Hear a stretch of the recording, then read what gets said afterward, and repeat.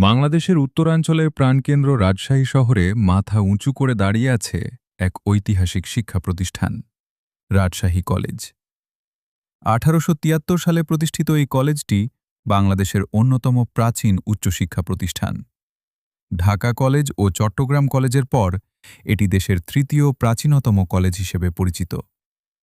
প্রতিষ্ঠার পর থেকেই শিক্ষা, সংস্কৃতি ও জ্ঞানচর্চায় গুরুত্বপূর্ণ ভূমিকা রেখে আসছে।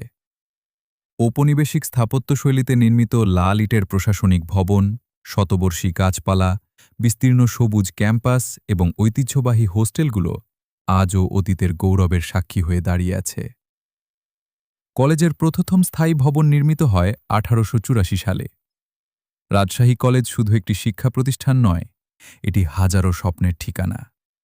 এখান থেকে অসংখ্য শিক্ষার্থী দেশ-বিদেশে শিক্ষা, প্রশাসন, বিচার ব্যবস্থা, গবেষণা ও বিভিন্ন গুরুত্বপূর্ণ ক্ষেত্রে সাফল্যের স্বাক্ষর রেখেছেন। বর্তমানে জাতীয় বিশ্ববিদ্যালয়ের অধিভুক্ত এই কলেজে অনার্স, মাস্টার্স সহ বিভিন্ন বিষয়ে উচ্চশিক্ষার সুযোগ রয়েছে। শিক্ষার মান, মনোরম পরিবেশ এবং সমৃদ্ধ ইতিহাসের কারণে রাজশাহী কলেজ আজও শিক্ষার্থীদের কাছে অন্যতম আকর্ষণীয় প্রতিষ্ঠান।